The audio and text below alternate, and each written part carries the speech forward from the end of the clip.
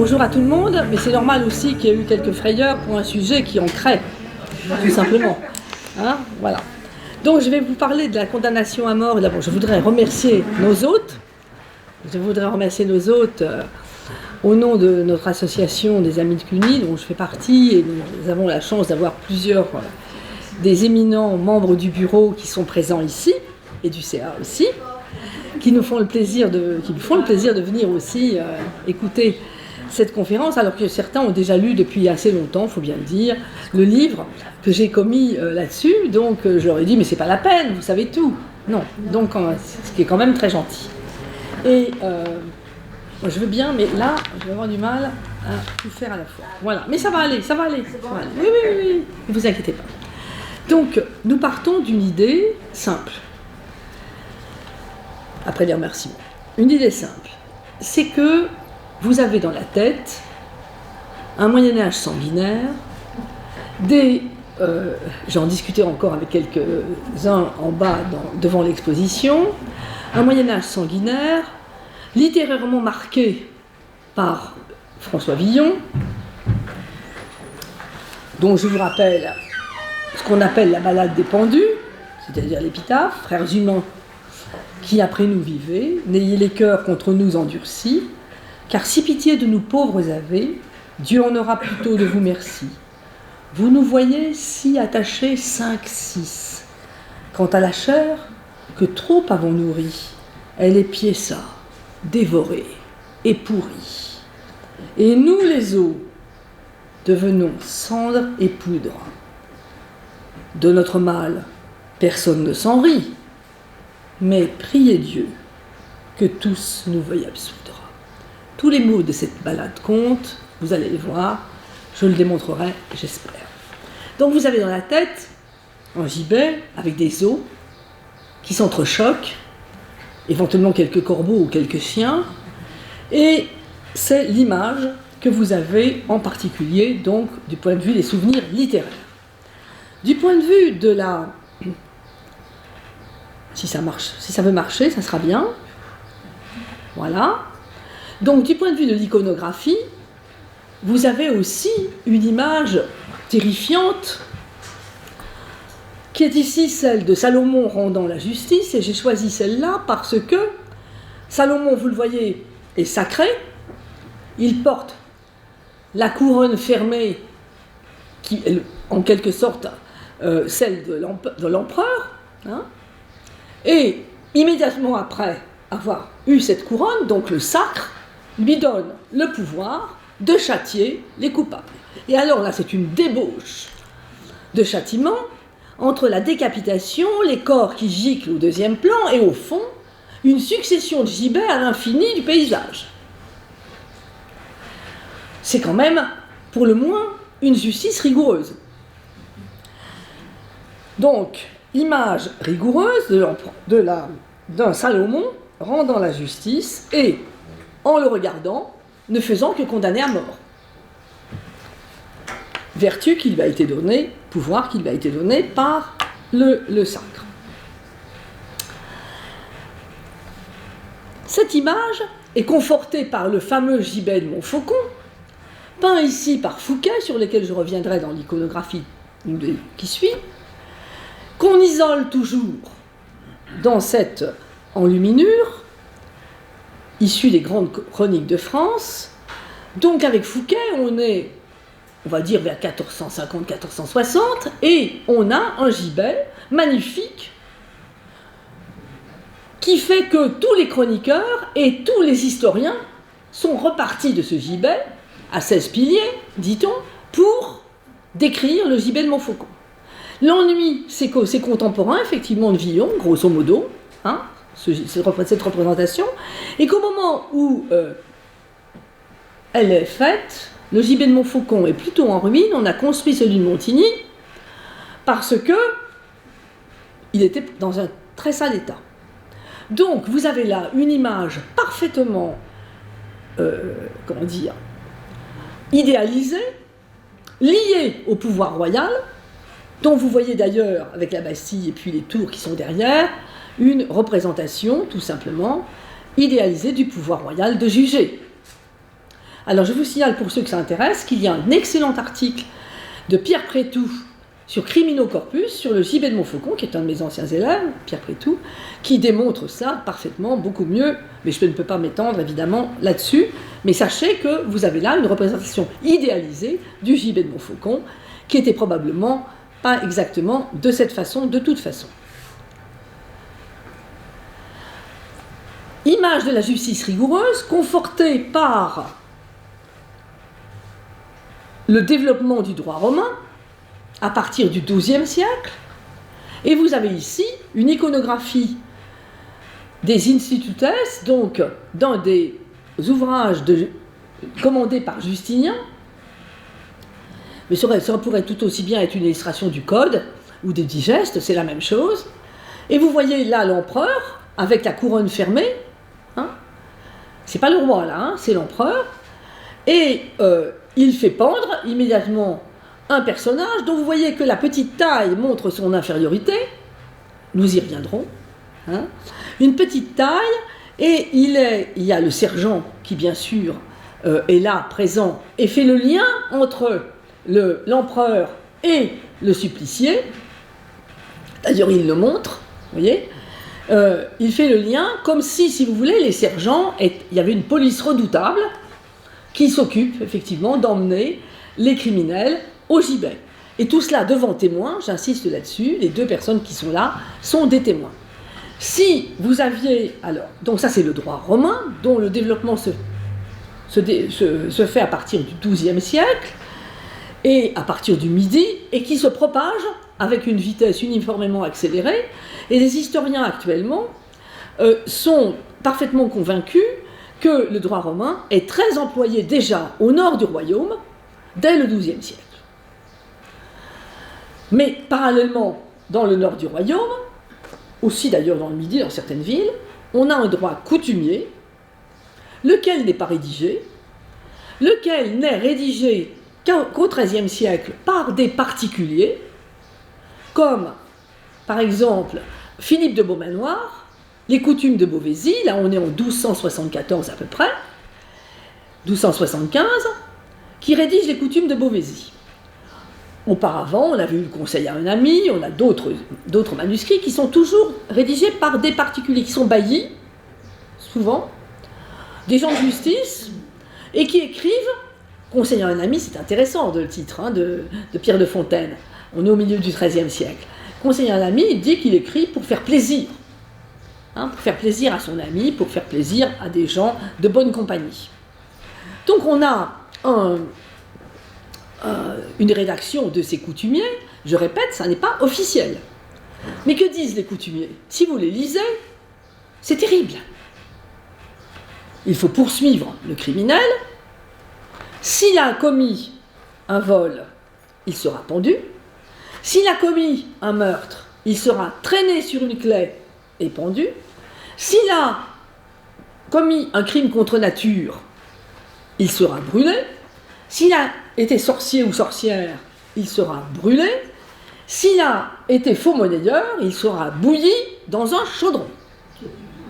Donc, on a une sorte d'automatisme, si vous voulez, du crime à la peine, automatisme dont on a pensé pendant très longtemps, et en particulier dans les manuels de droit, d'histoire du droit, mais aussi dans les manuels d'histoire, hein, que cet automatisme était la réalité de ce qui se passait. Oui, c'est possible. J'ai trouvé des faux monnayeurs bouillis à la cour des monnaies. Oui, il y en a. Est-ce que tous les faux monnayeurs sont bouillis? La réponse est non. Ça, j'en suis sûr. Beaucoup sont graciés. C'est comme ça qu'on les connaît. Donc, on a, si vous voulez, cet automatisme ne devrait pas nous faire peur, hein, mais on a quand même, il faut le savoir, à partir du XIIIe siècle, une sorte d'environnement juridique, d'autant que les coutumiers du Nord sont copiés pour beaucoup sur le droit romain, dans leur composition, dans leur structure, dans leur plan. Hein. Donc on a quand même une structure qui est, une structure mentale, si vous voulez, qui est propre davantage à la coercition, il faut bien le dire, avec des adages qui circulent, à savoir, aucun crime ne doit rester impuni, il faut rendre à chacun son droit, et puis il faut punir pour l'exemple. Tout cela est dans le droit romain et repris par les coutumiers. Alors, je vais essayer de vous montrer que tout cela, c'est un horizon, un horizon du possible, dont il ne faut pas négliger l'importance. Je ne vais pas vous démontrer que les peines de mort n'existent pas. Il ne faudrait pas que vous repartiez avec cette idée, parce que ce n'est pas ce que je pense. Elle existe. Mais cet horizon, il est de l'ordre du possible. Ce qui ne veut pas dire que tous les jours, on condamne à mort, comme on a dans l'imaginaire médiéval. Donc la première question que je vais me poser, qui est celle que je pose dans le livre que j'ai écrit, parce qu'on ne pouvait pas faire l'économie du quantitatif, la peine de mort est-elle fréquente? Alors, qui d'abord peut condamner à mort? Alors, qui peut condamner à mort? Je ne devrais pas aller aussi vite. Qui peut condamner à mort? La réponse, c'est tous ceux qui détiennent la haute justice, c'est-à-dire le droit de ban plein et entier, ordonner, punir, contraindre.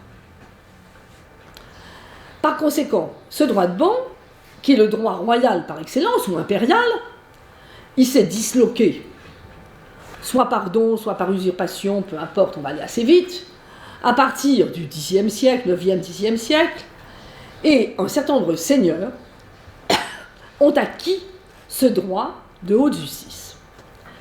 Alors c'est très intéressant parce que comment ça se marque, la haute justice dans une seigneurie? Ben, ça se marque par l'existence d'un gibet. Vous les imaginez, là aussi avec les os qui cliquettent. Vous vous trompez. Quand par hasard passe un étranger, homme d'armes, qui a fait beaucoup de mal, et on veut le pendre, toute la communauté est requise pour aller construire le gibet. Le gibet, autrement dit, n'est pas totalement pérenne. On s'en sert d'ailleurs pour beaucoup de choses, y compris pendre les animaux quand ils ont provoqué des accidents. Donc, la haute justice, c'est cela. Il y a un gibet. Et j'ai cherché des représentations de gibet seigneurial stricto sensu, dans une petite seigneurie. Et je ne m'en ai pas trouvé. Alors, je n'ai pas désespéré. Et je vais demander bientôt à un de nos jeunes collègues, Mathieu Vivas, qui travaille, qui est maître de conférence maintenant à Lille, de m'envoyer, et ça sera trop tard, une représentation d'archéologie. Pourquoi? Parce qu'actuellement, on travaille sur les gibets, et qui travaille sur les gibets? Les archéologues, qui découvrent justement au pied des gibets énormément de carcasses d'animaux. Alors, ça va jusqu'à la période moderne, donc c'est très difficile à dater, bien évidemment. Hein. Et les pionniers là-dedans, ce sont les archéologues d'Europe centrale, tchèques, polonais, ce qui donne du coup un programme qui est actuellement en cours en France, hein, en particulier à l'école de Bordeaux, aussi d'une de mes élèves, Martine Charaja, qui a mis ça en place, mais on en est encore au début, vous voyez, donc je n'ai pas de photos à vous montrer, mais vous voyez bien, quand vous passez dans les villages, vous avez quelquefois des lieux qui s'appellent la justice, qui sont sur des promontoires. Bon, c'est l'ancien gibet. Était-il médiéval? Point d'interrogation, parce que les seigneuries ont varié aussi au cours des siècles.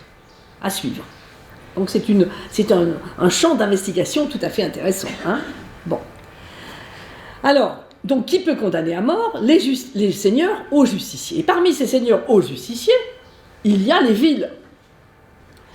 Dans les villes ont acquis au XIIe siècle, enfin fin XIe, XIIe siècle, des chartes de franchise qui ont donné aux échevins au nord et aux consuls au sud le droit de justice, et en particulier de condamnation à mort. Et là, vous avez une représentation tout à fait intéressante, purement mythologique, bien sûr, puisqu'il s'agit de la dispute entre Ajax et Ulysse à propos des armes d'Achille. Ça vous emmène loin dans la culture. Et c'est dans les métamorphoses d'Ovide. Alors, vous voyez l'assemblée des responsables. Cette ville, bien sûr, c'est Troyes, imaginaire, mais qu'est-ce que vous avez qui est très intéressant? Vous avez là-haut un gibet qui marque la puissance de la ville. La ville est haut justicière, ce qui pose bien sûr des problèmes aux seigneurs locaux à qui on a enlevé la haute justice, et puis bientôt, dans le royaume de France, au roi de France, qui prétend, lui, avoir des droits supérieurs à partir du XIIIe siècle et de condamner à mort exclusivement. Je vais y revenir, mais c'est intéressant de voir, si vous voulez, cette représentation, parce qu'on n'attendait pas un gibet là-haut. Eh bien, il n'y a pas de ville sans gibet. Ville idéale, la ville idéale a un gibet. Et je dois dire que les gibets urbains sont mieux entretenus que les gibets des seigneurs ruraux, mais, ne nous précipitons pas, ça ne veut pas dire qu'on a toujours un bourreau sous la main. À Saint-Quentin, j'ai le cas, début XVe siècle, on a une condamnation à mort et on court partout pour trouver un bourreau. Donc, voilà. Et bien sûr, alors, qui a le droit de condamner à mort? Bien sûr, le roi, on va y revenir longuement, mais aussi les justices ecclésiastiques. Alors, les justices ecclésiastiques n'ont pas le droit de condamner à mort normalement. La justice ecclésiastique, sous la forme de l'officialité, qui se met en place là aussi fin XIIe, XIIIe siècle, a horreur du sang, selon cet adage qui d'ailleurs est postérieur, date probablement du XVIIIe siècle, mais l'adage lui-même, mais la réalité est antérieure. Donc, a horreur du sang. On ne condamne pas à mort, même si la justice ecclésiastique juge les hérétiques.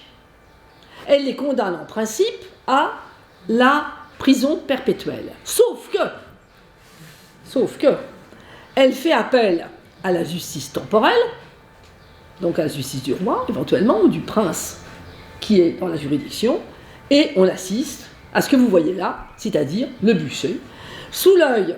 Alors ça, ce sont les Amoriciens, on est au début du XIIIe siècle, c'est normalement Philippe Auguste qui est là sur son cheval et qui assiste au supplice, ce qui est d'ailleurs fort peu probable, mais ça c'est pas grave. C'est Fouquet, vous voyez le fond du tableau que vous aviez tout à l'heure, voilà, c'est le fond de ce tableau-là. Hein. Tout ça, c'est évidemment de l'idéalisation parfaite dans les grandes chroniques de France, qui est la version officielle, si vous voulez, de l'histoire de France. Alors, ce pouvoir de brûler les hérétiques s'est développé en connivence avec effectivement la royauté, le roi prétendant lui-même chasser les hérétiques pour assurer le salut de son royaume. Et là, vous avez les Templiers, sur lesquels je ne m'étends pas parce que sinon on en a pour 2 heures. Mais on voit bien ici, et donc le roi ici, là, c'est Philippe le Bel, hein, et c'est le supplice du 13 mai 1310, la première vague de supplice, qui a ahuri complètement les contemporains. Ils étaient effrayés de ce qu'ils voyaient, disent les chroniqueurs, hein, effrayés, ils sont ahuris. Hein. Voilà, donc on a, et puis alors évidemment, après vous avez le grand maître qui a été... Alors, normalement, je répète, la justice ne condamne pas à mort. Et là, vous avez le cas de Jeanne d'Arc, justice d'inquisition, c'est un procès d'inquisition, hein, Jeanne d'Arc, mené par l'évêque Cochon, que vous voyez là, et regardez comme c'est mignon, elle est toute petite. Elle se défend, mais elle est toute petite, elle est comme le petit condamné qu'on a vu tout à l'heure, face à ce grand juge hein, qui en impose, et finalement, comme vous le savez, dans un premier temps, elle est condamnée à la prison perpétuelle. Alors, condamnée à la prison perpétuelle, ça veut dire de fait être condamnée à mort à long terme. Mais la prison perpétuelle, elle est très rare, ça je peux vous le dire. À Troyes, par exemple, on a conservé les archives de l'officialité, des prisons perpétuelles, on n'en a vraiment que quelques cas, hein, et très souvent, l'évêque gracie quelques mois ou quelques semaines même après, parce qu'en prison, si on y reste plus de 15 jours, 3 semaines, on risque effectivement de mourir. On pourra... je dis toujours, Cette population médiévale est une population du dehors. Elle marche. Elle vit à l'air. Dès qu'elle est enfermée, elle meurt. Je vous renvoie à Karen Blixen, la ferme africaine, où elle m'a éclairé, mais d'une façon formidable, quand j'ai fait mes premiers travaux sur la justice, parce que je ne comprenais pas pourquoi il y avait autant d'amendes et très peu de prisons. Et elle écrit, à propos des Maasai, les Maasai ne peuvent pas vivre enfermés. Le gouvernement anglais a bien compris la chose, il a remplacé la prison par des amendes. Vous avez la clé, une des clés d'explication de la justice médiévale, qui pleut d'amendes, mais qui ne condamne pas à la prison. La prison n'est pas une peine, au sens vraiment propre du terme. Donc, notre Jeanne d'Arc, vous le savez, a été condamnée à mort parce qu'elle a été relapse.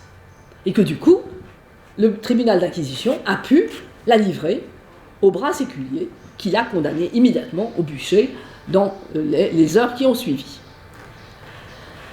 Donc, c'est une peine qui peut condamner à mort, qui peut maintenant, comment est-ce qu'on peut la mesurer ? Comment est-ce qu'on peut la mesurer ? Alors là, c'est pire que tout. C'est-à-dire que les sources sont extrêmement disparates et les séries peuvent être totalement contradictoires. Vous avez, par exemple, dans le Lyonnais, où Nicole Gontier a fait, c'était son champ de thèse, elle a fait elle a mesuré une condamnation à peu près à mort tous les 4 ans, en Lyonnais. Bon. En Normandie, on en a plus. Un petit peu plus. Mais il faut savoir quelle population on a. Et à quel moment ça se situe. Quand c'est pendant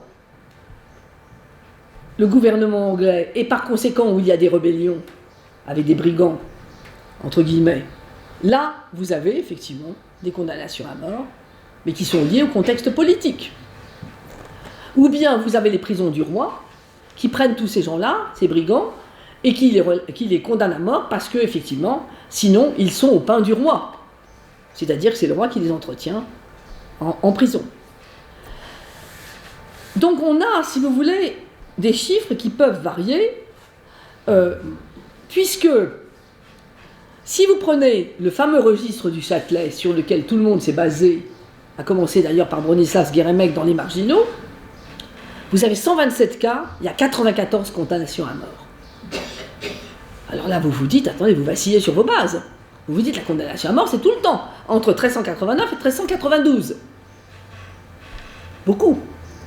On est à Paris, c'est le prévôt de Paris, qui est donc le bras droit de la justice, puisqu'il est réformateur du royaume,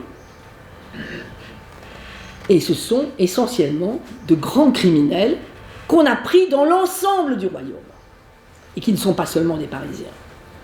Puisque le prévôt a le droit, vous avez dû regarder peut-être dans l'exposition, peut-être l'avez-vous vu, il a le droit depuis 1389 justement de prendre les malfaiteurs dans tout le royaume. Et c'est une justice un peu exceptionnelle sur laquelle je reviendrai dans un instant. Donc c'est très difficile à mesurer. Hein. Soit vous avez effectivement des confessions, comme celle de Jean Lebrun, alors ça c'est le registre du Châtelet, on va jusqu'au bout de l'aveu. Mais des aveux comme ça, il n'y en a qu'au Châtelet. J'en ai pas ailleurs. J'en ai pas ailleurs. Au Parlement, très peu d'aveux. Aller jusqu'à l'aveu, ça veut dire extorquer, éventuellement sous la torture, la vérité. Alors, vous voyez, là, il a tué, hein, et puis il a récidivé, hein, il a tué une prostituée, hein, sans aucun scrupule, et puis il lui a coupé la gorge, hein, vous le voyez.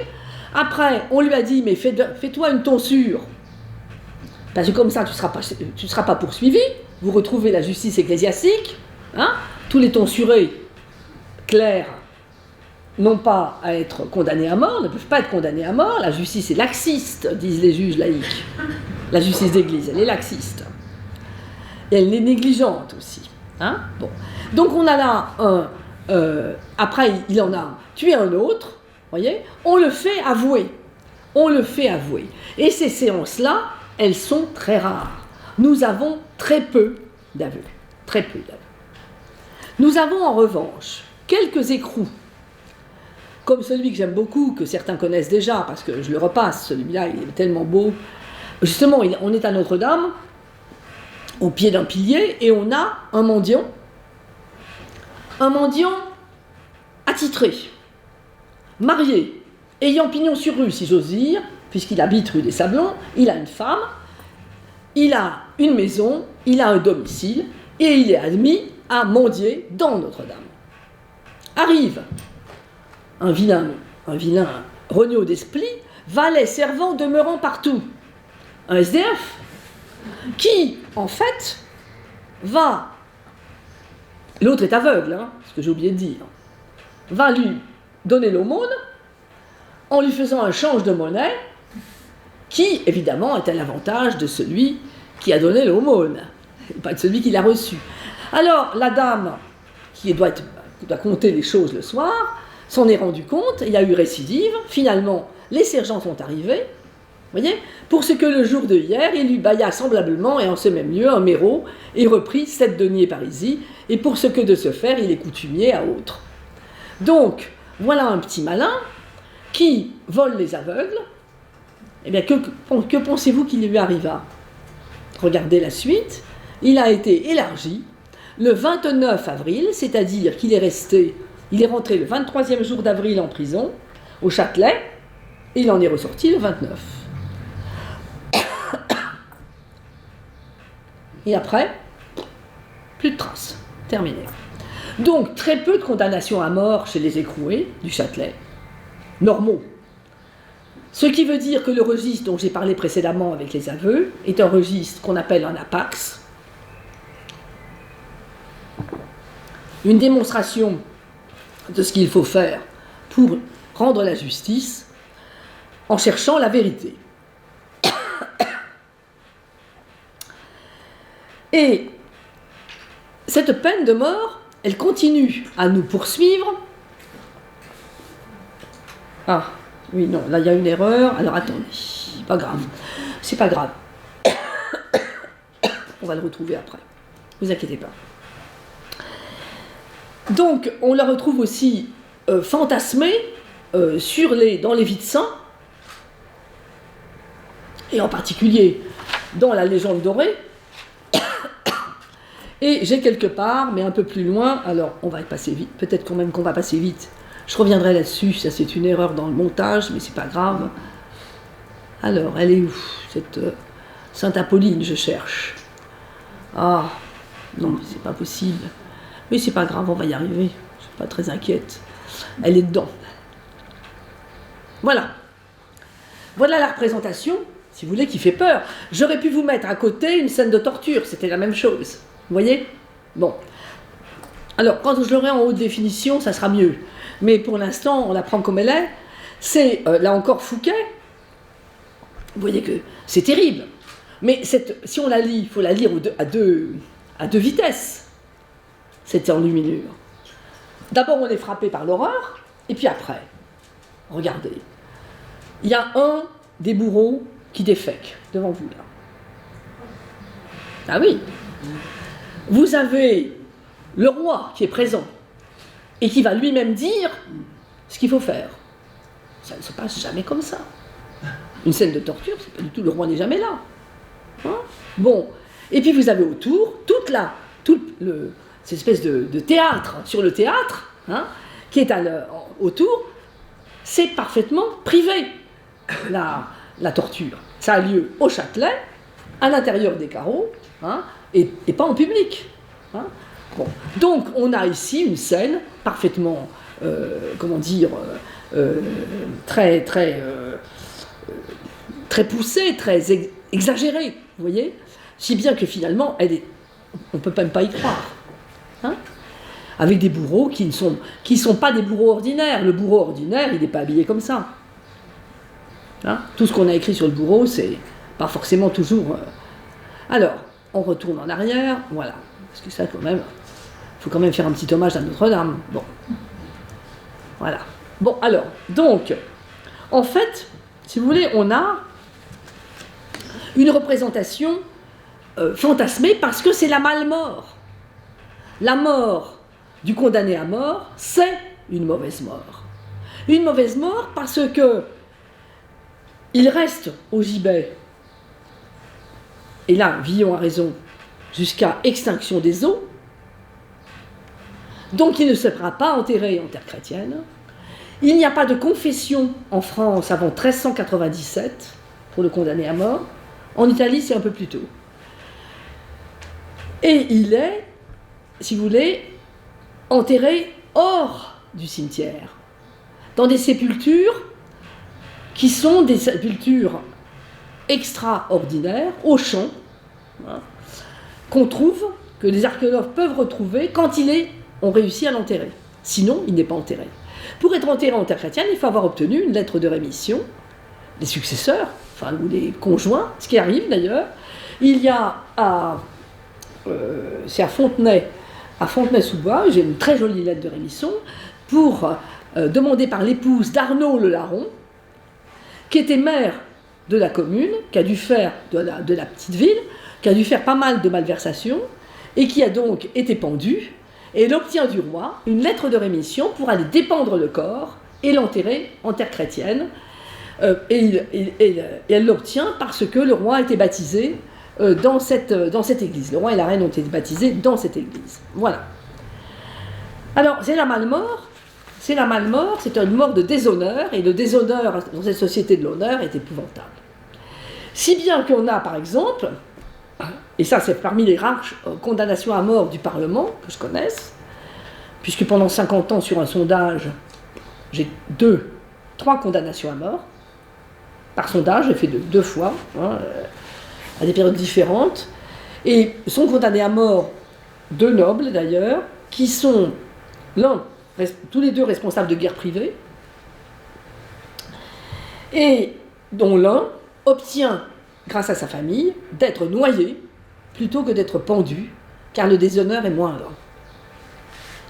Ça se fait de nuit, il est enfermé dans un sac, personne ne voit rien, il n'y a pas de déshonneur public. Dans une société de l'honneur, c'est fondamental. Donc ça, c'est un frein énorme à la peine de mort. Il faut mesurer cela. Dans quelle société on est? Deuxième frein, c'est Saint-Augustin. C'est Saint-Augustin. C'est-à-dire, l'idée, Saint-Augustin, c'est la base du Moyen-Âge. L'idée que l'homme est toujours achetable. Qu'il y a jusqu'au bout la possibilité de se repentir. Et que si on se repent, on est sauvé. C'est le bon larron et le mauvais larron. Je n'ai pas pris cette représentation, j'ai choisi effectivement de privilégier Notre-Dame avec le miracle de Théophile. Alors le miracle de Théophile, il est assez commun. Il a donné, on le connaît surtout depuis Paul Diacre, donc du IXe siècle, et il s'est développé avec Saint Bernard, mais aussi avec l'iconographie dans les cathédrales et collégiales. Il est souvent représenté. Mais à Notre-Dame, il est très présent, à la fois en sculpture et en verrière. Alors, je vais quand même vous lire d'où c'est tiré. C'est la légende dorée. Tout ça, c'est la légende dorée. La légende dorée, c'est l'an du Seigneur 537. Un homme nommé Théophile. Et c'est le récit de Fulbert de Chartres que reprend Jacques de Voragine. Alors, la légende dorée, c'est le best-seller. Hein, on a conservé énormément de manuscrits de la légende dorée.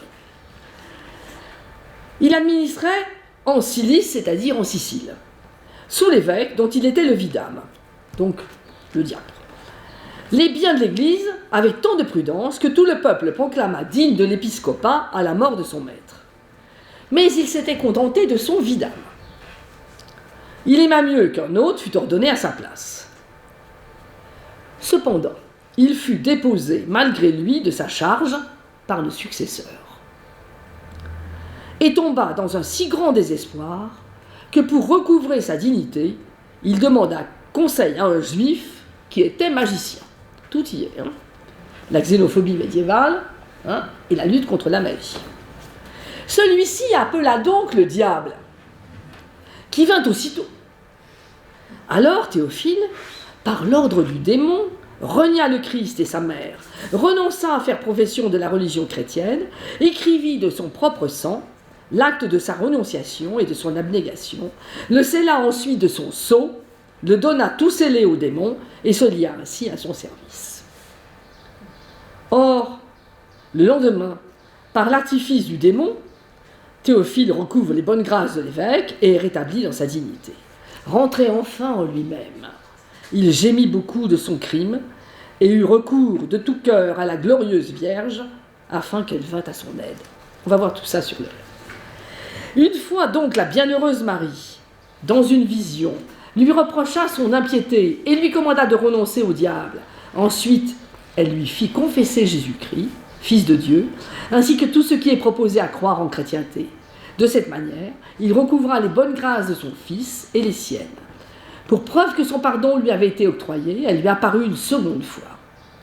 Et lui rendit l'acte qu'il avait souscrit au diable en le posant sur sa poitrine, afin qu'il n'eût plus à craindre d'être l'esclave de Satan, mais qu'il eût la joie d'avoir été libéré par la Vierge.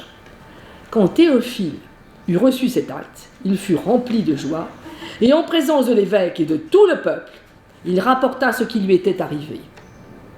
Tous en furent dans l'admiration et adressèrent des louanges à la glorieuse Vierge. 3 jours après, Théophile reposa en paix. Donc il est mort 3 jours après. Et voilà, alors ça c'est merveilleux. Et ça me fait un plaisir fou de vous montrer cela, parce que personne ne va voir ça. C'est le portail du transept nord de Notre-Dame. Sauvé, comme vous le savez, pour le moment tout au moins. Donc, dédié à la Vierge, que vous voyez ici, transept nord, vous voyez où on est, sur la rue du Cloître. Bon. Et voilà le détail. Vous avez donc les niveaux 2 et 3 du tympan qui sont ici représentés. Première scène, vous voyez le diable, le pacte, la prière, la Vierge qui a repris l'acte et qui s'en prend au démon, et puis à la fin, au-dessus, qu'on ne voit jamais, l'évêque qui présente l'acte scellé. On va le voir de plus près. Parce que là, je n'ai pas hésité à une seconde, tant pis si on... Ah non, je vais à l'envers. Voilà. Donc, voilà notre Théophile, présenté par le magicien, qui met ses mains, c'est un hommage fait au diable, qui met ses mains dans celles du diable, comme un hommage de féodalité, et il se donne au diable.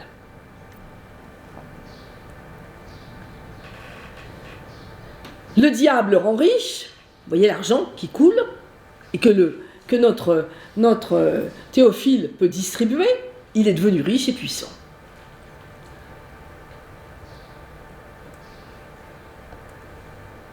Mais il a conscience de ce qu'il a fait et il se met en prière devant la Vierge. Et vous regarderez que cette prière, elle n'est pas n'importe où, elle est dans un sanctuaire qui est ébauché dans la pierre, qui ajoute encore au sacré. Donc, et qui valorise l'Église aussi, dans cette affaire. Donc la Vierge, là, va lui apparaître et va lui dire, parce que je vous ai lu, il faut que tu te repentes, etc., c'est pas bien du tout. Et alors, elle a arraché, vous voyez qu'il y a une croix, là, et elle a arraché le contrat que vous voyez dans sa main, on va le voir plus avant tout à l'heure, et évidemment, le diable va s'enfuir, c'est la Vierge qui a gagné. Et dernière scène, l'évêque montre l'acte diabolique scellé. Vous voyez le seau qui pend, et devant la foule ébahie, hommes et femmes, et notre Théophile qui est là, et qui n'en revient pas, qui a sa tête accoudée, là. Voilà. Vous savez que un certain nombre de têtes de ce portail sont au musée de Cluny. En particulier, il y a une tête des mages qui est absolument superbe, qui était sur le côté, là, qui ont disparu. Voilà. On a fait notre petite hommage à Notre-Dame. Je suis très contente. On peut continuer. Donc, voilà. Alors, donc, ça veut dire tout simplement que jusqu'au bout, l'homme peut être racheté. Et ça, il faut absolument pas l'oublier parce que finalement, et au bout du compte, la peine de mort fait peur, hein, mais du coup, il faut ça crée des garde-fous, et ces garde-fous, ce sont c'est le Parlement de Paris qui les... alors attendez, voilà, là on a... Oui, ça c'est le déshonneur de Lucrèce. C'était pour vous montrer, je reviens un petit peu en arrière, excusez-moi, mais c'était pour vous montrer que la littérature aussi, hein, était très... vous montrait des choses, évidemment, tout à fait, comment dire, fantasmées. Et ce déshonneur de Lucrèce, eh bien, c'est tout simple. C'est copié sur Tite-Live. C'est copié sur Tite-Live. Donc, ça ne nous pas... voilà. Donc, une peine fantasmée, voilà. Alors, on a donc une peine régulée par la justice royale, c'est le deuxième grand point que je voudrais voir avec vous, et au cœur, il y a le Parlement de Paris. Alors, le Parlement de Paris, que je vous l'ai suggéré tout à l'heure, condamne très peu à mort. Il passe son temps à faire des sentences interlocutoires, très peu de sentences définitives, et bon, elles ne sont pas toujours d'ailleurs des condamnations à mort, hein, et il passe son temps à plaider, plus exactement les avocats plaident, et négocient les peines. Il passe son temps à négocier les peines, et là j'ai pris l'exemple de Blanche d'Auverbroeck, on est au milieu du XVe siècle, qui avait quand même participé au meurtre de son époux, Guillaume de Flavie, capitaine de Compiègne, c'était pas n'importe quel crime, qui avait obtenu du roi une lettre de rémission, le Parlement la conteste, ou plus exactement, les héritiers de Flavie contestent la décision du Parlement, et le Parlement appuie, le procureur du roi appuie, et qu'est-ce qui est dit? Eh bien voilà, Barbin pour le procureur du roi, qu'est-ce qu'il réclame? Il dit d'abord que le cas est très détestable et requiert que la vérité en soit sue par la bouche de la dite Blanche. Ça veut dire, on va peut-être procéder à l'extraordinaire, on va procéder à l'aveu. Donc on ne va pas hésiter, éventuellement, à la torturer. Elle n'a jamais été torturée. En revanche, regardez, au moins qu'elle soit punie de punition corporelle et publique, qu'il appartient, selon le cas, comme criminel de lèse-majesté, bien sûr, puisque Flavie était capitaine du roi, donc c'est un crime de lèse-majesté. Normalement, qu'est-ce que c'est le crime de lèse-majesté? C'est la condamnation à mort par décapitation. Et il dit, et tous ces biens meubles et immeubles avec confiscation des biens, bien sûr, tout ça c'est logique. Mais au moins, soit banni perpétuellement de ce royaume. Donc, on est descendu d'un cran. Et puis, ensuite, qu'elle ne porte pas l'habit de deuil. Puis ensuite, qu'elle soit mise dans une religion, c'est-à-dire dans un monastère, au pain et à l'eau, à toute sa vie. Une sorte de prison perpétuelle en monastère. Qu'il lui soit défendu de ne se remarier. Elle s'est mariée 3 fois, car elle en est indigne. Et qu'elle soit en outre condamnée à faire amende honorable, ça j'insiste là-dessus. Elle ne l'a pas faite, mais au moins, on dit qu'elle doit la faire. Et là, vous avez une amende honorable rêvée, totalement fantasmée, hein, tout échevelé, en côte et nu-pied, avec un tableau, etc. Et puis, après, surtout, hein, des messes, 10 000 messes. 10 000 messes. C'est totalement... C'est de la religion flamboyante au sens vraiment le plus extrême du terme. Hein. Messe perpétuelle, messe en quantité, tout cela n'a jamais eu lieu. Jamais. Elle a eu, effectivement, sa lettre de rémission. Avec Pierre de Louvain, ça n'a pas duré, mais elle a quand même fini et se remarier encore 2 autres fois. Alors les juges, donc, les juges se posent beaucoup de questions, en fait. Et le procureur du roi, au même moment, peut vous dire, par exemple, que c'est extrêmement difficile de condamner un homme. Et qu'il faut bien connaître le cas. Il est capable de vous dire ça, de l'écrire. Hein. Je le cite hein, dans le livre. Ce sont des passages extraordinaires. Vous savez, quand vous lisez ça, vous vous dites, les juges Les juges médiévaux sont des gens qui sont des rationnels. Ils réfléchissent. Et ils disent qu'ils jugent en ayant Dieu devant les yeux. Or, voilà le retable du Parlement, qui est en fait un tableau anonyme, probablement vers 1450, qui a été commandé pour être mis dans la grande chambre, au-dessus de la tête des juges. Ils ne sont pas les seuls à avoir une crucifixion au Parlement. Beaucoup d'assises, de lieux d'assises, ont des crucifixions. Pourquoi? Parce que finalement, est-ce que le juge qui condamne à mort ne condamne-t-il pas un innocent? Et qui est l'innocent éponyme, si ce n'est le Christ? Donc juger en ayant Dieu devant les yeux, ça ne veut pas dire seulement juger rationnellement, bien juger, ça veut dire, attention, il y a la possibilité de l'innocence. Définir la procédure, par conséquent, pour essayer de juger au plus juste. Faire un procès après enquête, écouter des témoins idoines, écrire le procès. Vous avez vu les sacs à procès qui sont en bas? Ils sont petits, hein, ma nièce, quand même. Ils sont un tout petit peu petits, parce que les sacs à procès, c'était sans doute beaucoup plus gros. Et bien prononcer la sentence, on ne pend pas un arbre non plus, on pend aux gibets, on respecte les rituels, hein. On a recours éventuellement, c'est vrai, à la torture, mais tout cela doit se faire dans la pure des traditions d'une justice bien rendue. Une justice donc qui est régulée, mais qui tend quand même, et ça c'est le rôle du Parlement, à définir les crimes et normes, et ça c'est important, parce que on voit se dessiner une sorte de hiérarchie des crimes, avec des crimes qui dépassent les autres, comme le rapt, le viol, l'incendie, les sacrilèges, les meurtres prémédités, d'aguet à penser, disent les textes, les actes contre nature, la sorcellerie, tous ces crimes de très haute justice commencent à être définis, bien définis, et normalement devraient être réservés au roi. D'où des luttes d'ailleurs avec les villes, qui ne veulent pas, bien entendu, laisser leur haute justice au roi.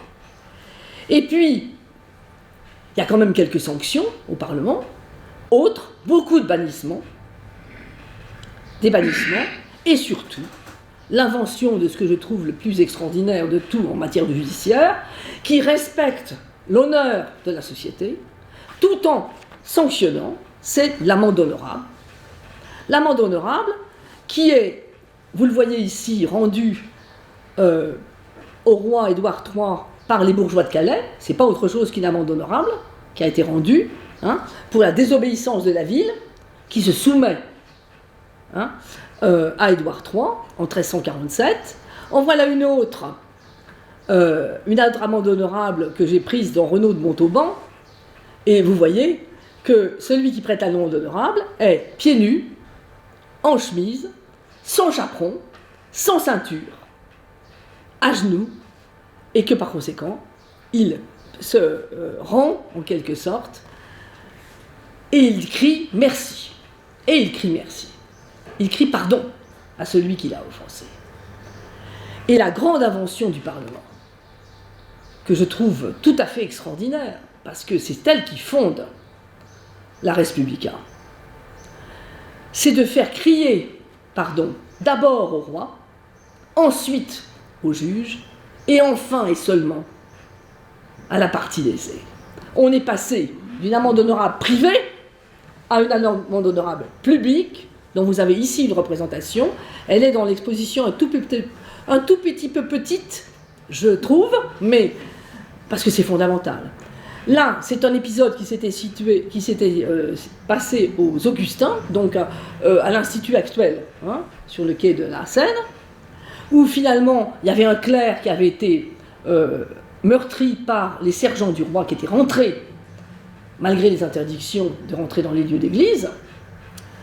Donc, ils ont prêté, les sergents du Châtelet, ont prêté amende honorable aux clercs qui sont là sur le côté, les Augustins et l'Université de Paris qui avait été lésée parce que c'était un des leurs qui avait été tué. Cette amende honorable, elle montre ce qu'est finalement la justice pour ces juges, et je ne suis pas sûre qu'elles aient toujours été prêtées. Mais on demande à ce qu'elles soient prêtées d'abord au roi. Et ça, c'est fondamental. C'est la fondation de la justice publique. Hein.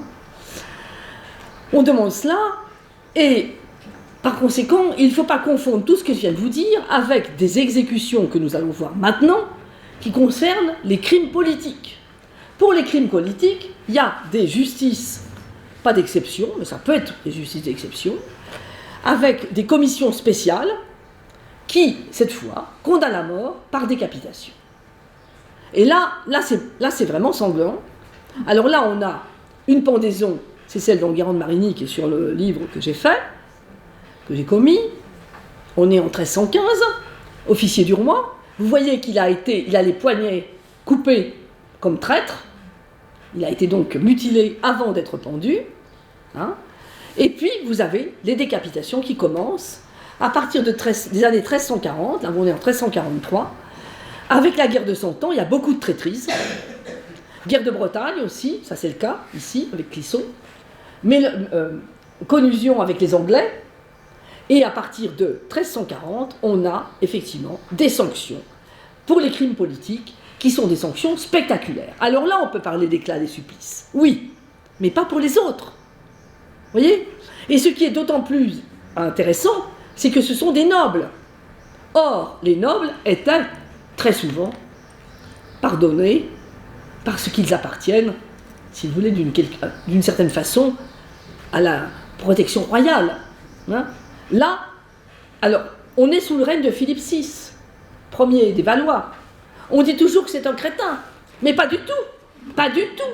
C'est quelqu'un qui a, au contraire, développé le pouvoir royal en développant la sanction contre les crimes politiques et en s'en prenant aux nobles, ce que n'avait pas réussi à faire Saint-Louis. Hein, avec le sire de Coucy, qui avait pendu les 3 jeunes gens, il n'a pas réussi à le punir. C'est pas lui qui l'a puni, c'est le pape. Donc on a si vous voulez, un changement de rythme. Est-ce que pour autant tous les crimes politiques sont punis de mort ? Sûrement pas. Sûrement pas. Vous avez dû voir là en bas le lit de justice pour Alençon. Ce lit de justice s'est terminé par une lettre de rémission, par une lettre de grâce. Ce qui fait qu'il a récidivé. Là, vous avez ici l'exécution du connétable Raoul de Brienne, qui avait... Alors ça, c'est très obscur. On ne sait pas quelle était la raison vraiment, mais il avait trahi. Il avait trahi. Donc, il est, vous voyez, décapité. Et il est décapité en catimini. Il a obtenu ça, vous voyez ? Donc, il n'y a pas le public qu'on avait tout à l'heure. Donc, finalement, le roi condamne peu, la justice royale condamne peu à mort, si vous m'avez suivi, y compris au Parlement de Paris, qui est quand même le jugement en appel, etc. Je n'ai pas décrit ce qu'était le Parlement, mais vous le savez. Il va agir autrement, par la grâce. Et ça, si vous voulez, j'ai mis du temps avant de comprendre, parce que j'ai travaillé beaucoup sur les lettres de rémission, j'ai fait ma thèse dessus, en quantitatif, donc c'est pas nouveau pour moi, mais j'ai compris un certain nombre de choses en travaillant davantage en liaison avec justement la condamnation à mort. C'est la grâce qui a imposé la condamnation à mort, aussi paradoxal que ça puisse paraître. Parce que la grâce permet de pardonner tous les crimes, partout dans le royaume, de passer par-dessus toutes les justices, sans aucun problème. Là, vous avez le pardon royal à quelqu'un qui avait trahi, justement, qui est Charles de Navarre, qui était très futé pour trahison, très futé pour trahir son maître, et le roi, finalement, Jean le Bon, le gracie. Il a mis du temps, parce que l'événement dont il est question, c'est la mort du favori de Jean le Bon en 1350, il l'a pardonné, vous voyez, 4 ans après, quand même. Il a mis un peu de temps, quand même. Hein. Alors, il y a eu beaucoup de pleurs dans l'entourage royal des femmes en particulier qui sont venues supplier le roi de... D'ailleurs, vous les voyez ici, derrière, des reines qui ont supplié pour qu'il soit gracié et qu'il rentre dans les... Bon. Là, vous avez, alors, le grand changement, c'est pas tellement chez les grands, c'est la lettre de rémission, c'est la lettre de grâce, qui se met en place en 1304, règne de Philippe le Bel, sur un modèle qui se développe à partir de 1330 surtout, et vous voyez qu'on est encore sous Philippe VI, là, hein, encore une fois. Et là, on a des textes absolument fabuleux, qui se multiplient. Je le disais à la conférence que j'ai faite à la Sainte-Chapelle, on a des registres entiers de lettres de rémission, 200 par an conservés, sans compter par conséquent les lettres de bouche, c'est-à-dire orales, hein, des grâces royales orales. 200 par an pour toutes les catégories sociales. Pas seulement les nobles, même si les nobles sont surreprésentés, 10% à peu près, alors qu'ils font 1 à 2% de la population, mais des laboureurs de bras, des servantes, des femmes d'honneur ou des femmes de déshonneur, hein, qui sont graciées, et dans tout le royaume. Voilà une lettre de rémission, figurée dans l'enluminure, hein, pour intercession, hein, bien sûr, dans l'au-delà. Ces lettres, en voilà une que j'aime beaucoup, je la sors tout le temps, mais il faudra peut-être que je change quand même, à force. Mais celle-ci, elle est vraiment tellement typique de tout ce qui s'est passé. C'est-à-dire que les lettres de rémission sont d'abord concédées pour la rixe homicide, qui est le crime le plus fréquent, très difficile à représenter, vous avez vu je l'ai dit, je l'ai écrit dans l'exposition, parce qu'il n'intéresse personne. C'est un crime d'honneur, donc il est normal. Ça en dit long. C'est un crime qui normalement ne devrait même pas être poursuivi, puisque c'est un crime de réparation d'honneur. Et certains juristes encore au XIIIe siècle disent que la rixe homicide n'entraîne pas forcément la peine de mort. Et que va faire la lettre de rémission?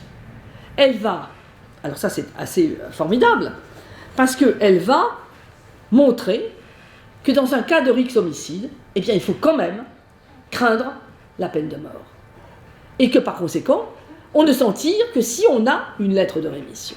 Et là vous avez, c'est vraiment typique des lettres de rémission, elle est un peu, je l'ai transcrite en français actuel, hein, que vous soyez plus facile à lire. La jeune fille, servante, habite en face, sert dans un hôtel, en face d'un dénommé Longue-Panse, qui est un souteneur invétéré. Il a envie de la faire entrer dans le lot des filles communes, il l'appelle putain et ribot. Plusieurs fois, dit le texte. En conséquence, elle est moult reculée de mariage, regardez le texte. Donc, les frères hésitent à riposter. Et puis ils finissent par le faire, d'où une rixe, et l'on pense, trouve la mort dans cette rixe. Alors que font les frères? Ils s'en vont dans un lieu d'asile, un lieu saint, pour que personne, que les sergents bien sûr ne les prennent pas, mais surtout pour que les deux parentés puissent parler, négocier. On négocie dans le lieu saint. C'est fait pour ça le droit d'asile. L'asile, c'est pour la négociation qui suit, en général, le crime. Et donc, ils font d'ailleurs, regardez, ils ont fait paix et satisfaction avec les deux fils du dit Longue-Panse. Où est-ce que ça a été fait? Eh bien, dans le lieu saint, où ils s'étaient réfugiés. Donc, ils ont fait la paix, et le roi peut, très facilement, par conséquent, gracier les deux coupables. D'autant plus que l'autre était quand même buveur et gourmand, hein, dit le texte. Je vais revenir sur la suite de ce texte, parce que le roi... Non, je ne vais pas revenir, parce que le temps passe, on va regarder. Que fait le roi? C'est génial, parce qu'il a, du coup, pris sous sa coupe la rixe homicide, et il en a fait un crime pendable. On peut être pendu si on fait une rixe homicide. Hein? Parce qu'ils ont peur. voyez? La faute, voilà. Mais que fait-il? Eh bien, il va avoir pitié et miséricorde. Pitié et être miséricordieux. La miséricorde, c'est la fille de Dieu. Et que fait le roi? Regardez ce texte. Nous avons quitté, remis et pardonné. Et de notre autorité royale et grâce spéciale remettons, quittons et pardonnons. Et les restituons à leur bonne femme, la fama, et renommée, au pays et à leurs biens, par le dibord non confisqué, en imposant sur ce silence perpétuel à tous nos officiers. Il passe au-dessus de toute justice. Et il peut même accorder cette lettre si l'autre a été jugé. Bon. Vous ne trouvez pas que ça ressemble à une litanie religieuse? Avons quitté, remis et pardonné. Quittons, remettons, quittons et pardonnons. On répète. Voyez?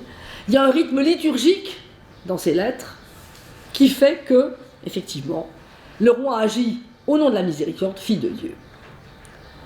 Et il impose, pour le salut de l'âme du dit l'homme pense, un pèlerinage à Notre-Dame de Rocamadour.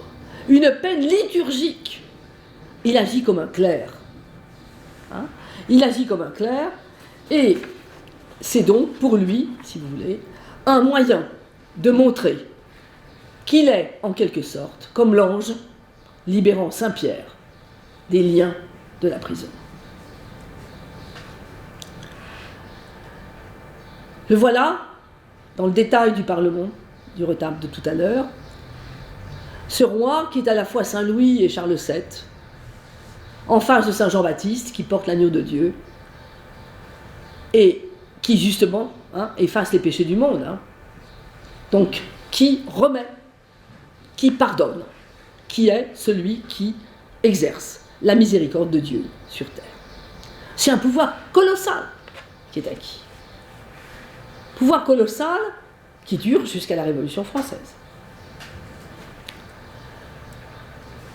Alors, c'est une peine réservée à un petit nombre, je vais aller plus vite, rassurez-vous, parce que le temps passe d'abord. C'est une peine réservée finalement à un petit nombre, parce qu'elle existe cette peine, en dehors des crimes politiques. Pourquoi? Parce que nous sommes tous ici, je pense, des hommes et des femmes de bonne renommée.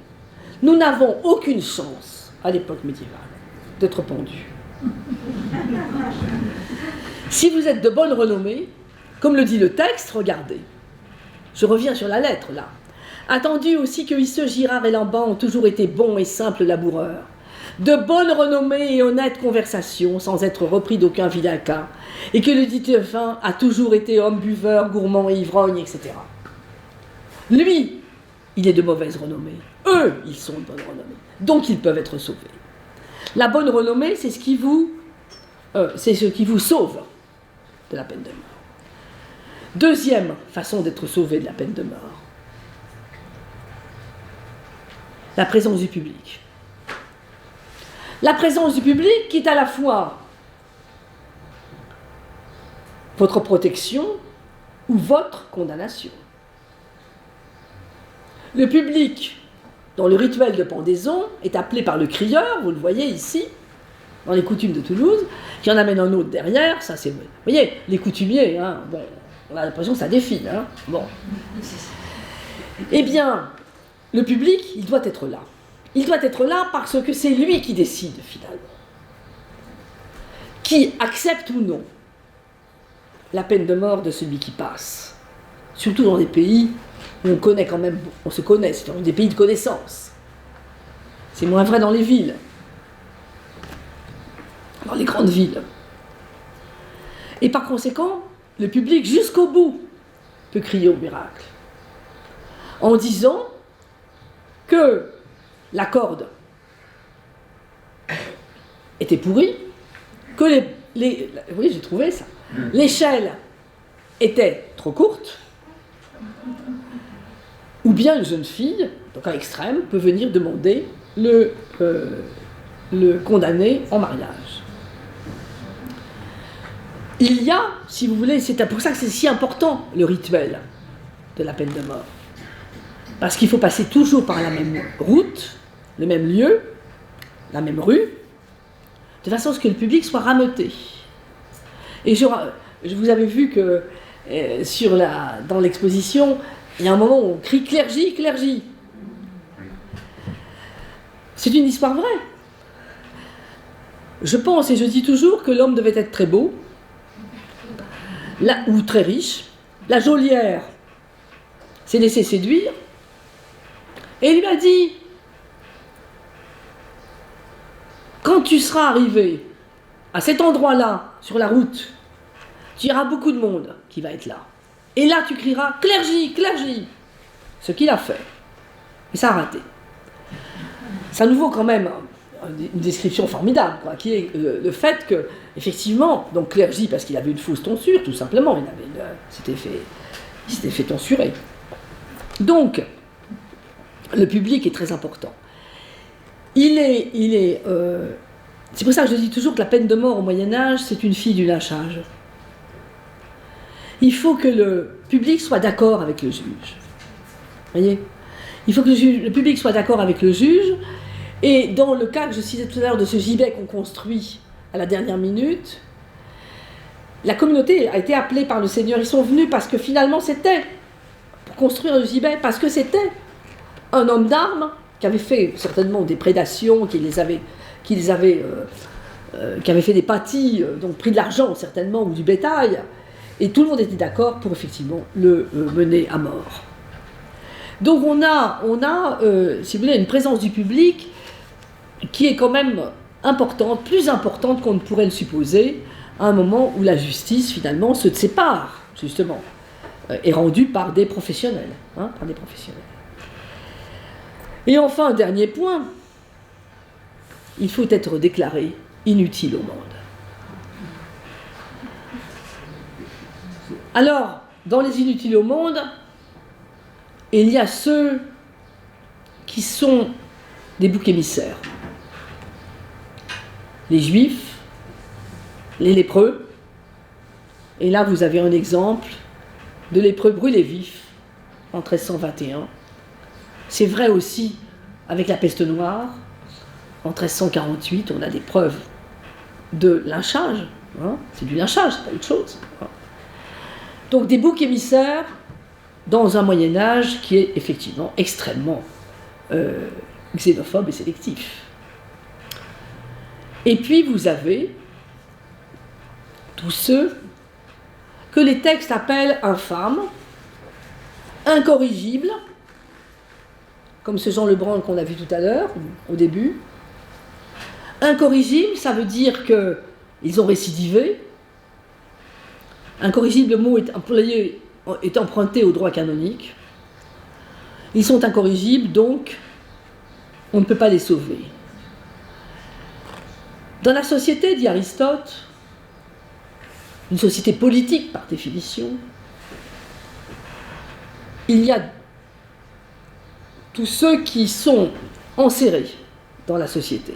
Ceux-là sont des animaux politiques.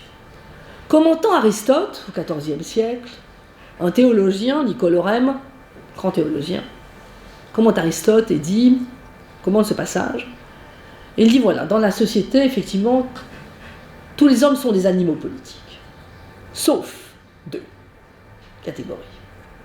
Les saints, parce qu'ils peuvent vivre seuls, sont très près de Dieu. Et puis, les banoses. Les banoses, les infâmes. Ceux qui font le mal depuis l'enfance. Ceux-là sont exclus de toute rédemption. On est très à l'envers de saint Augustin, dont je vous parlais tout à l'heure, et du miracle de Théophile. Ça prouve que la coercition a fait son chemin. Ces banoses, ce terme est de lui, ces banoses, qu'est-ce qui les attend ? La peine de mort. Et on peut par conséquent les exclure. Ce sont ceux-là qui sont au Châtelet, dans le registre dont je vous ai parlé tout à l'heure. Et voilà le plus bel exemple, celui le plus émouvant que je connaisse, qui est celui de Colin l'Enfant, 1391, 23 septembre. On va peut-être le lire parce qu'on peut quand même prendre le temps de rendre hommage, même si c'était un grand criminel, à cet homme qui a été torturé et qui a avoué sous la torture. Ce jour de samedi, 23 septembre 1391, par devant Monseigneur le Prévôt, en la présence de maître Dredars, son lieutenant, maître Robert de Passy, Hutin de Ruy et Jehan Fouquer, examinateur, fut de rechef, atteint en jugement sur les carreaux. Donc, c'est pas la première fois qu'il y passe, hein. Le dit Colin l'Enfant, prisonnier, lequel, pour ce que autre chose ne voulut confesser, en entérinant le dit jugement, fut mis à question sur le petit tréteau. Première torture douce, le petit tréteau. Et on fait ingurgiter de l'eau, normalement. On l'étend et on y ingurgite de l'eau. Lui étant à laquelle, sans ce qu'il fût aucunement grevé d'eau, donc il a vu apparaître la carafe, la cruche plus exactement, requis instamment que d'icelle il fût mis hors, et il confesserait pleinement la vérité de tous les larcins par lui faits. Et alors là, il avoue. Il avoue une quantité de vols, y compris chez son maître couvreur, puisqu'il était... il avait un métier, hein, il était apprenti couvreur, et il avoue tous ces crimes qu'il a commis, qui sont des vols successifs. Vrai ou faux? J'en sais rien. La torture fait dire tellement de choses. Ou la peur de la torture, c'est la même chose. Ça, c'est une discussion sans fin. Laquelle confession? Alors, on lui lit sa confession, vous voyez que tout est fait dans l'ordre, hein, au Châtelet. Attention, c'est très rationnel. Laquelle confession il affirma être vraie, et en icelle persévéra, disant que plus n'autre chose il n'avait méfait. Donc, il n'a plus rien fait, mais d'autre. Et qu'il avait gagné et desservi à mourir. Il va jusqu'à intérioriser tant son aveu qu'il déclare qu'il faut qu'il meure. Et c'est certainement vrai, ça, parce qu'on a des aveux de ce genre au pied du gibet. Et ce fait fut par le dit Monseigneur le Prévôt demander au-dessus nommé leur avis. Donc, on va prendre la décision démocratiquement, en essayant d'avoir l'unanimité, car l'unanimité, c'est la parole de Dieu, hein, tous lesquels, et c'est ça qui est important, tous lesquels, concordablement, dire que, vu les confessions du dit prisonnier, que celui Colin, prisonnier, était digne de mourir comme inutile au monde. C'est à savoir d'être pendu comme larron et en fure d'opinion, etc. Donc ce texte, qui chaque fois que je le relis, vous devez le sentir, j'arrive pas à m'habituer. Ce texte vous montre, si vous voulez, qu'il existe finalement des individus qui sont voués à la peine de mort. Et celui-là, il est inutile au monde. Effectivement. Ce sont des gens qui suivent les tavernes et qui, dès l'enfance, et là je cite, se sont appliqués à mal faire, à jouer au dé, à la paume, qui ont suivi les tavernes et les fillettes diffamées, puis se sont rendus carmes, c'est sympathique pour les carmes, hein, dont les salabis, et devint chevaucheurs, et hommes d'armes, et vagabonds. Voilà le schéma, si vous voulez, de la déchéance, hein, qui les poursuit depuis l'enfance. Alors la question, évidemment, c'est, on est au XVe siècle, XIVe, XVe siècle, prédestination? Point d'interrogation. Mais ça a supposé cette question, bien évidemment. La réponse est non. La réponse est non. Et on la trouve chez saint Thomas. Jusqu'au bout. L'homme a la liberté de refuser le mal. Donc, il n'y a pas de prédestination, et c'est toujours l'idée que l'éducation peut quand même, à travers cela, vous sauver. Et je terminerai par cet exemplum du fils pendu qui avait volé. Un exemplum qu'on trouve depuis le XIIIe siècle jusqu'à la fin du Moyen-Âge, puisqu'on le trouve dans la Grande Diablerie. Donc on est à la fin du XVe siècle. Le fils a volé, il va être pendu, son père arrive. Il veut le consoler, il en pleure, le père, et il veut embrasser son fils. Et au lieu de l'embrasser, son fils lui mord le nez. Et il lui dit, si tu m'avais bien éduqué, je ne serais pas sur le gibet. Tout est dit là. Tout est dit sur la liberté, le rôle de l'éducation et le fait qu'il n'y a pas de, si vous voulez, de prédestination. Hein. C'est l'homme qui, par ses actes, hein, construit sa diffamation, en quelque sorte. Alors, pour la suite de l'exemplum, soit il est effectivement condamné à mort, soit il est sauvé. Hein. Bon. Bon, ça, l'intercession de la Vierge, ça peut jouer, hein, vous savez, beaucoup. Il y a des ben oui, ça fait partie des miracles de la Vierge, hein, de dépendre les pendus. Hein. De Saint Jacques aussi. Alors, je terminerai un peu comme j'ai fait, parce que j'ai pas 36 façons de conclure. Pardon. Je terminerai un peu comme j'ai fait à la Sainte-Chapelle, en prenant cette fois Moïse,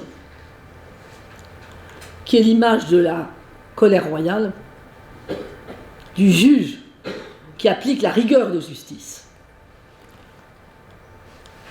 On fouette le voleur, on décapite le traître. Justice sanglante, justice rigoureuse, c'est la colère du roi, ira.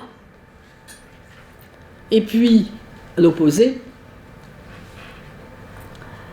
ce qui est issu de la miséricorde, qu'on a vu tout à l'heure, la grâce, le pardon, la négociation, la transaction, qui sont beaucoup plus importants en nombre que la condamnation à mort. Et je terminerai par la scène. Et là, je fais un clin d'œil à Agnès. Cette scène que j'ai eu tant de mal à trouver et qui avait été décrite par Fun Brentano, qui a été conservateur à l'Arsenal, où vous voyez ce qui est probablement Charles V, pas sûr, assis dans le péristyle de son hôtel, qui est probablement l'hôtel Saint-Paul,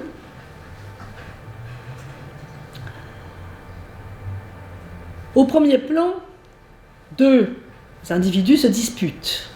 Ils appartiennent au haut de la société. On le voit au costume, extrêmement riche. Alors lui, Fun Brentano, disait, oui, ils se disputent au point qu'il y en a un qui a perdu son chapeau, celui de gauche. Je pense qu'effectivement, Agnès a raison, il a tort. La mode est au double chapeau, et comme on voit que nous avons là, au premier plan, celui qui a ce costume doré et appartient aux élites, évidemment, peut-être même nobiliaires, la mode est au double chapeau, et il a un deuxième chapeau sur l'épaule. Mais ce qui est important, c'est que on voit l'entourage du roi déjà est tenté de pacifier en levant la main. Vous le voyez, hein? Et le roi lui-même, extrêmement serein, heureux, miséricordieux avec son sceptre. Il va pacifier cette querelle, puisque il en a pacifié d'autres. Regardez repartir, main dans la main, coude contre coude, ceux qu'il a pacifiés jusqu'alors, auparavant, et qui s'en vont dans une ligne de fuite extraordinairement belle vers un paysage apaisé. Le roi est un apaiseur avant d'être un justicier de la rigueur de justice. Je vous remercie.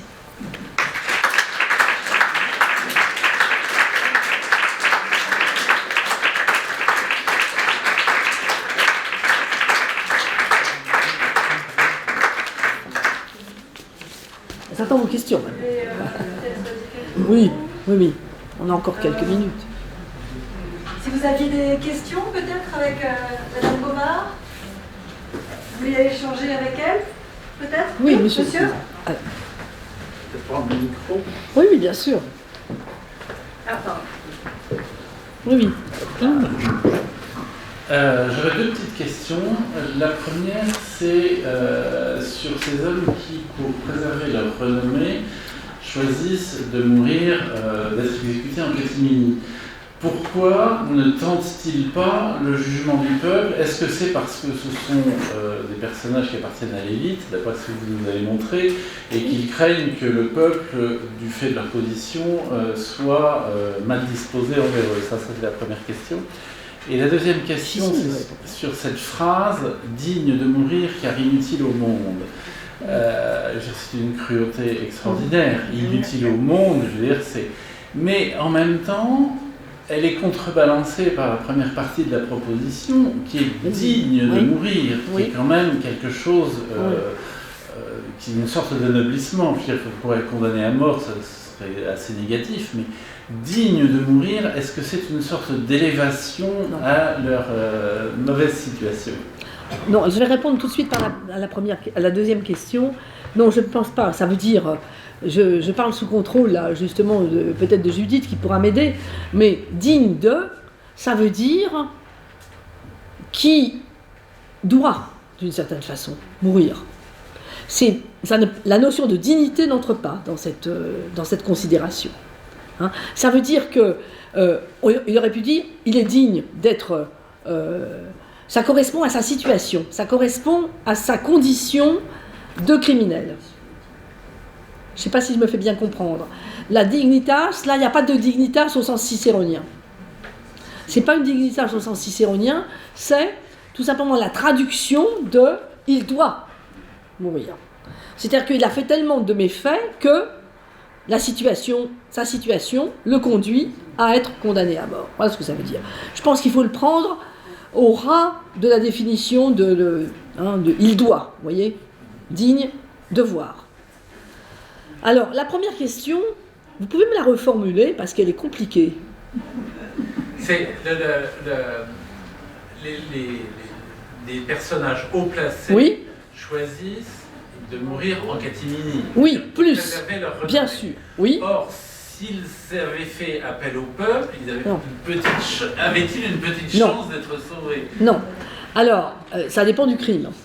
Voilà. Parce que ce que je n'ai pas eu le temps de dire, effectivement, parce qu'on ne peut pas tout dire, finalement, si vous avez bien suivi et bien compris, je crois que ce qui importe le plus, c'est pas la renommée du fait, de ce qu'on a fait, c'est la renommée de la personne. Donc, plus on est élevé dans la hiérarchie, moins on a des chances d'être condamné. Et je vais vous donner un exemple. Dans la petite seigneurie de Bressuire, dans Poitou, il y a eu un crime atroce d'un enfant qui a été noyé. C'est criminel. Les juges disent, alors qu'il y avait 5 ou 6 personnes autour de l'enfant, ça ne peut pas être eux parce qu'ils sont de bonne renommée. Comme ça, hein, aussi crûment. Alors, le peuple, par conséquent, ça dépend de ce qu'a commis le Seigneur.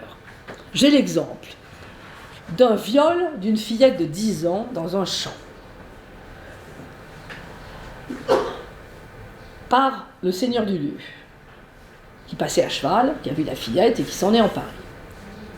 Le peuple, la population, les paysans sont venus pour le lyncher. Et il n'a dû sa vie qu'au prévôt qui est arrivé aussitôt et qui l'a protégé. Mais là, on est devant un viol. Je ne pourrais pas vous dire la même chose pour un crime type Rix, vous voyez. Parce que, et ça c'est une question très intéressante, c'est pour ça que je vous l'ai refait formuler, parce qu'elle est complexe, votre question. Parce que, finalement, vous avez des rixes qui ont lieu entre personnes de même condition, valet contre valet, c'est le plus fréquent, laboureur contre laboureur, mais vous avez très peu de crime qui oppose un très puissant au bas de la gamme. Si bien que, on ne peut pas répondre à votre question. Parce que le peuple, qu'aurait-il fait? Comme les crimes ont lieu, et le vol c'est la même chose, sauf le vol de la servante, qui va voler son maître, ou de l'apprenti qui va voler son maître, comme notre petit Colin l'enfant qui vole son maître. Vous voyez? Et là le maître se retourne. Et là le peuple, que fait-il? Va-t-il sauver Colin l'enfant? Non. Non. Parce que certains crimes sont quand même un déshonneur aussi pour la collectivité. Vous voyez? Bon. Alors, est-ce que le peuple se mêle aussi, ça votre question m'incite à reposer ce problème dont j'ai peut-être déjà parlé, est-ce que le peuple se mêle de la traîtrise par exemple et des décapitations? On peut regarder ce qui est représenté. Vous allez voir, ça va être très... Hop, c'est là. Voilà les témoins, voilà les présents. Je ne suis pas sûre que ça soit du peuple. Et s'il y a du peuple, c'est pas gênant. Ils ne vont pas aller le sauver. Pourquoi? Parce que c'est comme pour le viol. C'est un traître. Et si vous êtes injurié en étant appelé traître, et si vous ne prenez pas votre petit couteau à trancher le pain pour riposter, vous devenez traître aux yeux de tout le monde. Ce qui est un crime épouvantable. C'est une diffamation épouvantable, la traîtrise. Donc, si le crieur a crié partout que Olivier de Clisson était un traître au roi, le peuple est parfaitement d'accord pour qu'il soit puni de façon exemplaire. La justice du peuple, vous savez, j'ai beaucoup travaillé sur la peine de mort avec mes amis juristes de l'Association française pour l'histoire de la justice, donc on a publié quand même quelques articles du 19e siècle et jusqu'à l'abolition de la peine de mort en 1981. Si un référendum demain, je ne suis pas sûre que la peine de mort ne serait pas rétablie. Donc, vous voyez, c'est faire très attention. Faire très attention. Et le problème de la rationalité, si vous voulez, la rationalité, c'est pour ça que le Parlement est si important. Et que j'insiste là-dessus. Le Parlement est une chambre. Alors évidemment, bon, vous comprenez, il y a beaucoup de nobles, il y a beaucoup de nobles qui jugent beaucoup de nobles. Bien sûr, il y a un tiers, à peu près. Des jugements portent sur des nobles, donc ils vont pas les condamner, bien entendu, il y a ceux qui jouent aussi. Mais il n'y a pas que ça. Il n'y a pas que ça. Il y a le fait qu'ils souhaitent une justice rationnelle, et que cette justice, quand ils jugent un juge qui a mal jugé en première instance, parce qu'il a agi par haine, eh bien là, ils sont hors de... Le procureur du roi, l'avocat du procureur du roi, il fait une plaidoirie épouvantable. Alors évidemment, ce n'est pas vraiment suivi des faits, mais c'est dit. C'est dit. Et la régulation, elle vient de la jurisprudence. Vous voyez ? Voilà. Donc je dirais que moi, le peuple, c'est plus, si vous voulez, son incitation, elle est plus selon les cas que selon les personnes. C'est pas parce que c'est un noble qui va être condamné, s'il a commis un crime épouvantable, ils seront d'accord. Voilà. Mais le noble, il va pas voler le lard dans le pot de son voisin. Alors oui, ça je l'ai pas dit, mais le vol au Moyen-Âge, faut pas vous en faire toute une affaire. Le vol est très facilement excusable. Pourquoi? Parce que c'est le droit canonique aussi. Si vous volez en cas d'extrême nécessité, vous ne pouvez pas être puni. Vous ne devez pas être puni. La jeune femme qui avait volé dans le supermarché, dont on a fait toute une affaire, je voulais écrire un article et puis je ne l'ai pas fait, elle n'aurait jamais été condamnée au Moyen-Âge. Elle a volé pour nourrir ses enfants. Elle n'aurait jamais été condamnée. Plus compliqué. Le vol, c'est très compliqué.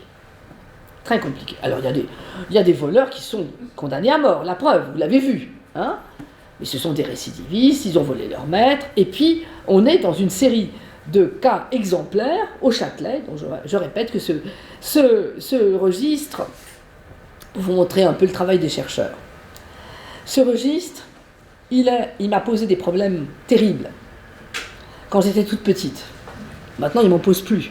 Mais quand j'étais toute petite, je ne croyais qu'aux marginaux. J'avais lu Guérémec, mais après, j'ai travaillé sur des rémissions, sur d'autres sources, et je voyais très peu de vols. Très peu de vols. Or, dans le registre du Châtelet, vous avez 66% de vols. Beaucoup de condamnations à mort, 66% de vols. D'où le livre de Bronislas Guérémec sur les marginaux, disant que le vol était très important à Paris.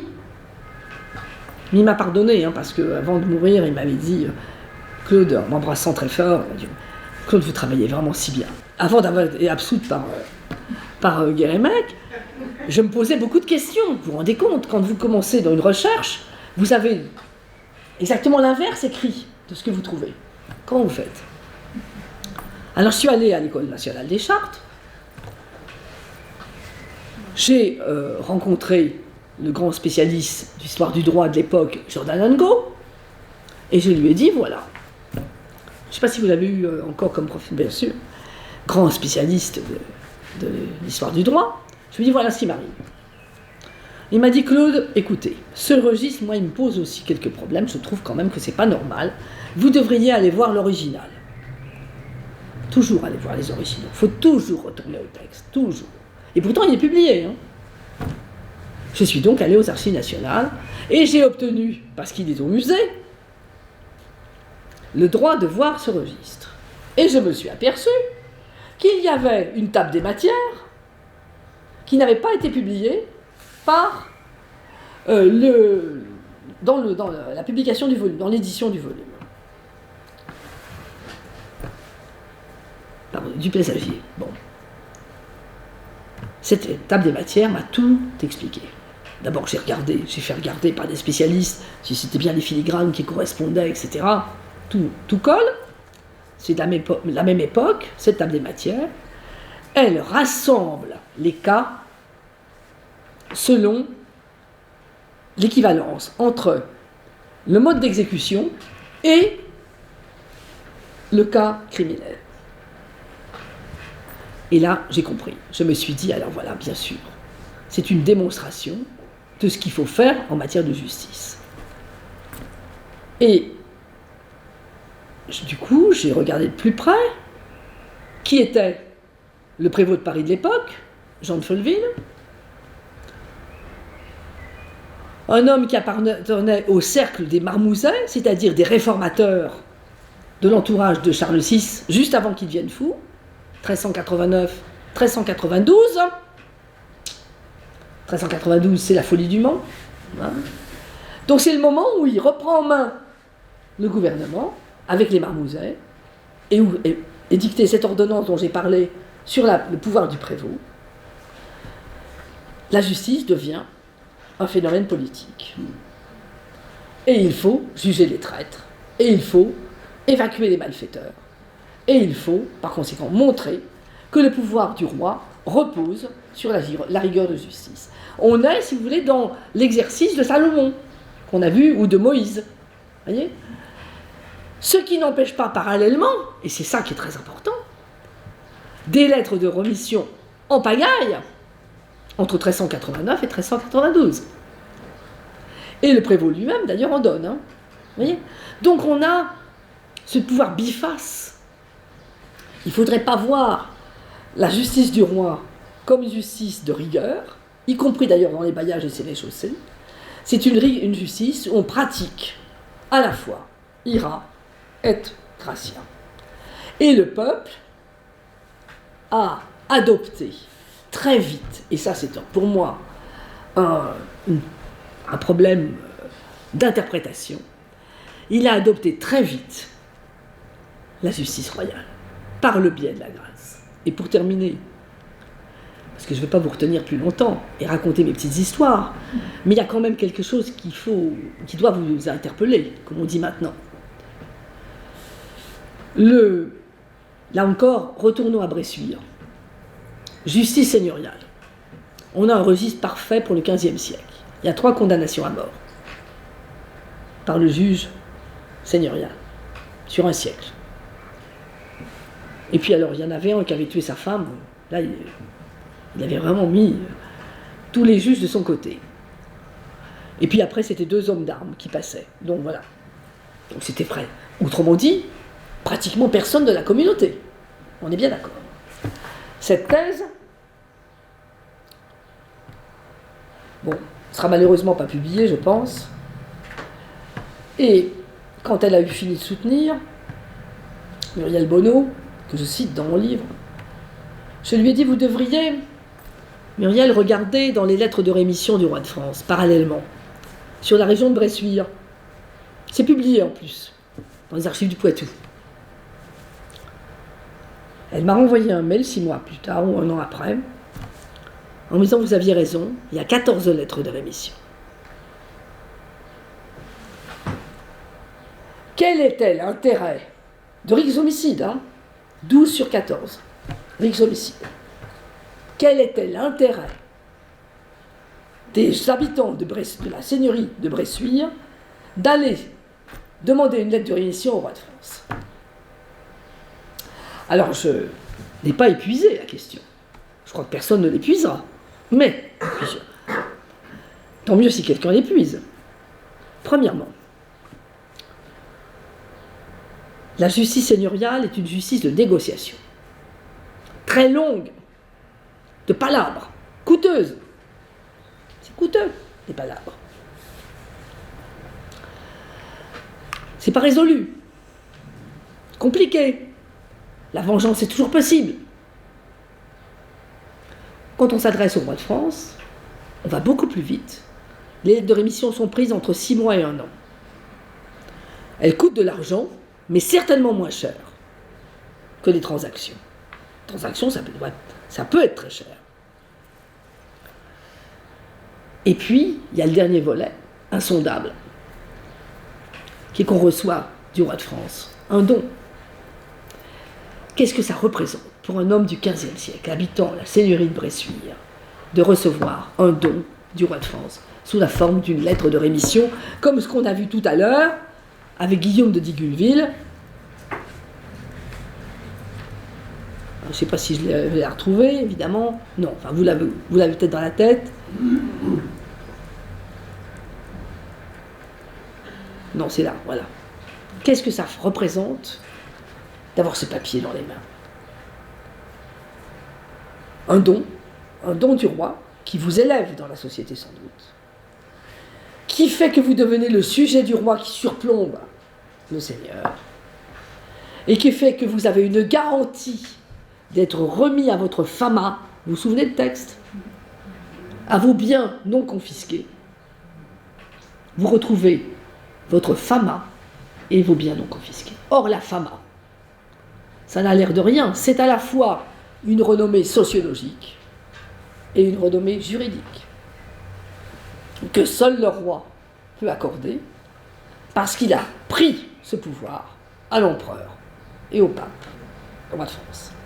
Il s'est approprié un privilège qui était réservé jusqu'alors au roi, au pape et à l'empereur, et ça, c'est Philippe le Bel qui l'a inventé.